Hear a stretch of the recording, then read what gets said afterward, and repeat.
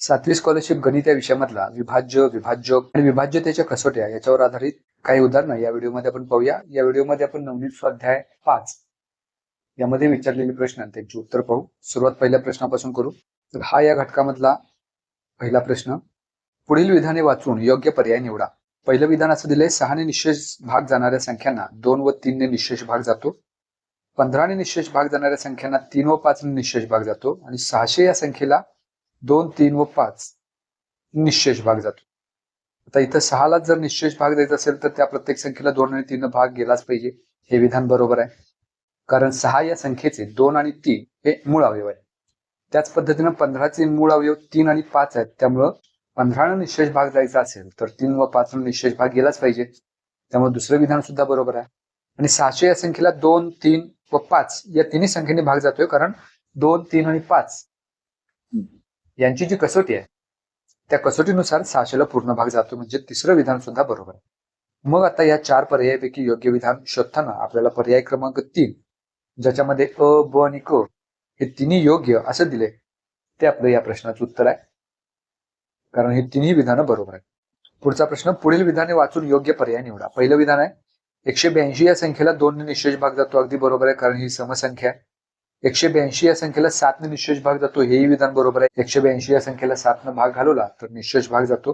आणि 182 या संख्येला 14 ने निशेष भाग जातो. हेही विधान बरोबर आहे. म्हणजे इथं अ, ब, क ही तिन्ही विधानं बरोबर आहेत, जे आपल्याला पर्याय क्रमांक 4 मध्ये दिले. त्यामुळे या प्रश्नाचं उत्तर पर्याय क्रमांक 4. पुढचा प्रश्न. 5 व 0 हे अंक वापरून 11 ने भाग जाणाऱ्या 4 अंकी संख्यांची बेरीज किती? आता आपल्याला 5 आणि 0 हेच 2 अंक वापरायचे आहेत आणि 4 अंकी संख्या बनवायच्या आहेत.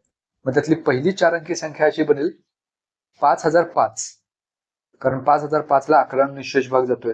त्याच्यानंतर पुढची संख्या 5500 आणि शेवटची संख्या 5555. याच फक्त 3 संख्यांना 11 ने निशेष भाग जातो. इतर कुठलेही कॉम्बिनेशन घेऊन आपण संख्या बनवायचा प्रयत्न केला, जसं की 5505. आता याच्यामध्ये फक्त 0 आणि 5 जरी आपण संख्या वापरलेल्या असल्या तरी ही जी संख्या तयार होते 5505 त्याला 11 ने भाग जात नाही. त्यामुळे अशा कुठल्याही संख्या घेता येणार नाहीत आपल्याला. फक्त याच 3 संख्या घेता येतील ज्याच्यामध्ये 0 आणि 5 याच अंकांचा समावेश असेल आणि ज्याला 11 ने भाग जाईल. आता विचारले या सर्वांची बेरीज किती? या सर्वांची जर बेरीज केली तर 5 आणि 5 10चा 1, 6, 5 आणि 5 10चा 1, चला 1 5 15 आणि 1 16, 16007 हा पर्याय आपल्याला पर्याय क्रमांक 1 मध्ये दिला आहे. त्यामुळे या प्रश्नाचं उत्तर पर्याय क्रमांक 1. पुढचा प्रश्न.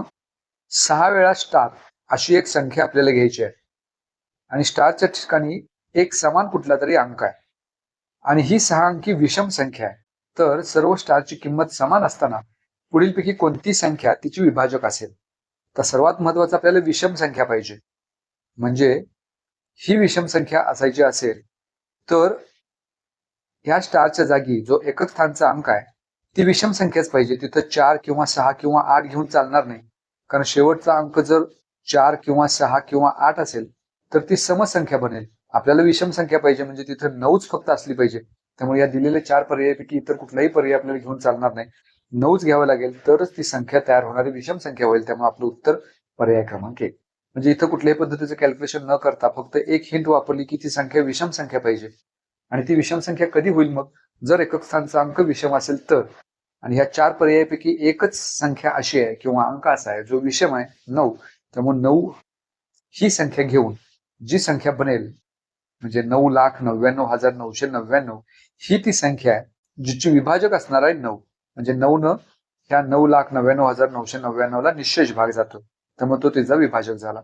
मग आपलं प्रश्नाचं उत्तर पर्याय क्रमांक 1. पुढचा प्रश्न. पी ही 11 ने निशेष भाग जाणारी विषम संख्या आहे, तर 11 ने निशेष भाग जाणारी पीच्या पुढील दुसरी विषम संख्या कोणती? आता इथं एक गृहीत आपण धरूया की पी ही 11 ने निशेष भाग जाणारी विषम संख्या. मग ती 11च घेऊया. 11च आपण अशासाठी घेतली कारण विषम संख्या पण पाहिजे. 22 घेतला असतं तर ती समसंख्या झाली असती. त्यामुळे आपण 22 हे गृहीत धरलं नाही. एकतर 11 घेऊ शकतो किंवा 33 घेऊ शकतो किंवा 55 घेऊ शकतो. आपण 11 घेऊया. समजा पी तात्पुरतं आपण असं गृहीत धरूया की पी ची किंमत 11 आहे. याला 11 ने निशेष भाग जातो आणि ही विषम संख्या सुद्धा आहे. त्यामुळे या दोन्ही अटी पूर्ण होतात. आता पुढचा प्रश्न असा विचारलाय, तर पीच्या पुढील दुसरी विषम संख्या कोणती? आता पी ची किंमत जर 11 असेल तर त्याच्या पुढं येणारी 11च्या पटीतील संख्या 22 जी समसंख्या असणार आहे.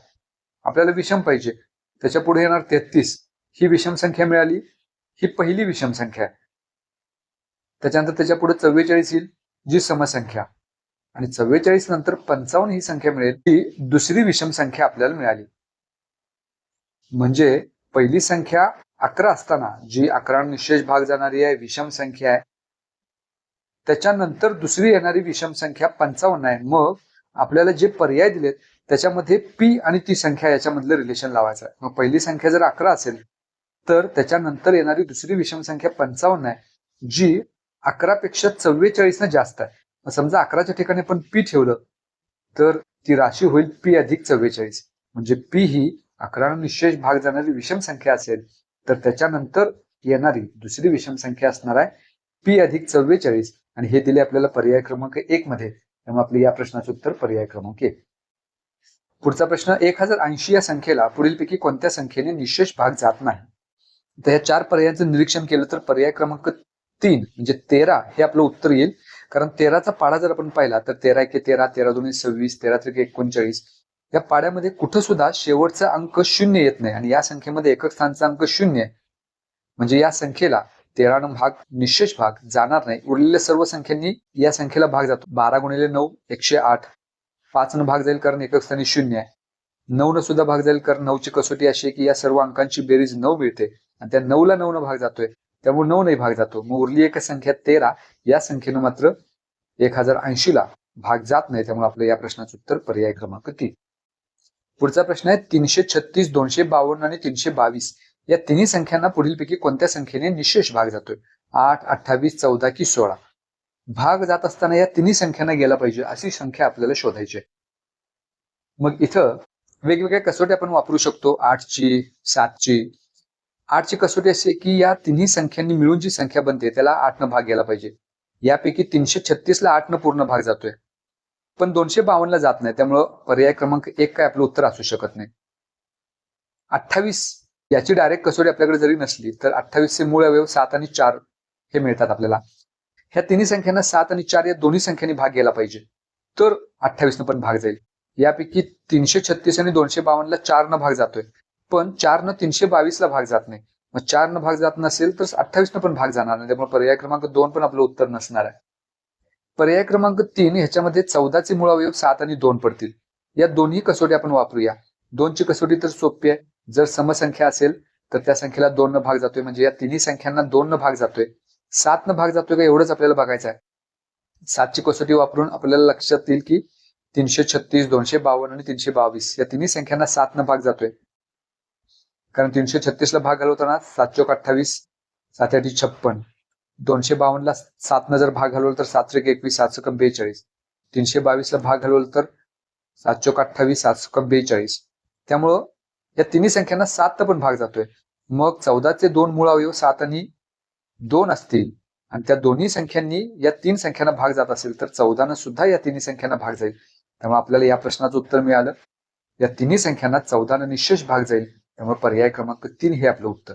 पुढचा प्रश्न, स्टार स्टार स्टार गुणिले स्टार स्टार या स्टारच्या जागी समान अंक आहे. या दोन संख्यांचा गुणाकार 4884 पाहिजे, तर स्टारच्या ठिकाणी या दिलेल्या 4 पर्यायापैकी कोणता अंक पाहिजे असा प्रश्न विचारलाय.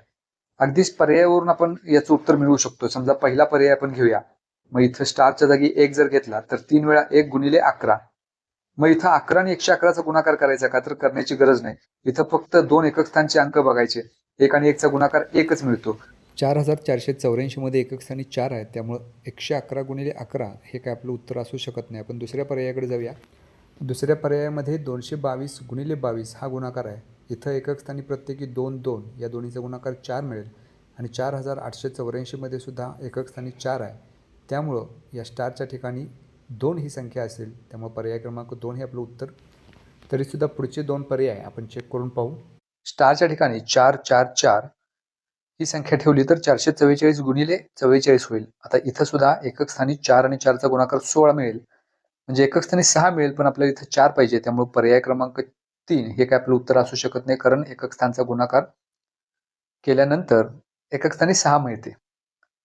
आता राहिला एकच ऑप्शन शेवटचा, तोही ठेवून बघूया. स्टारच्या ठिकाणी 8 जर ठेवलं तर 888 गुणिले 88 होईल. मग 8 64 इथं एकक स्थानी 4 मिळते. याचा अर्थ पर्याय क्रमांक 2 किंवा पर्याय क्रमांक 4 हे आपलं उत्तर असू शकतं. पण याच्यामध्ये एक लॉजिक थोडंसं आपण असं वापरू की समजा 888 गुणिले 88 इथं पूर्ण गुणाकार तर आपण केलेला नाही, पण साधारणपणे आपल्याला अंदाज येतो की 888 च्या ऐवजी जर 800 ही संख्या घेतली जी 888 पेक्षा लहान आहे आणि 88 च्या ऐवजी 80 घेतलं तर या दोन्हीचा गुणाकार 88 64 आणि वर 3 शून्य म्हणजे 64,000 संख्या मिळते. आणि इथं गुणाकार जो आहे तो 4,484. याचा अर्थ 8 हा पर्याय सुद्धा तिथं असू शकत नाही, कारण 8 ही संख्या स्टारच्या ठिकाणी जर घेतली तर गुणाकार 64,000 इतका मोठा मिळतो.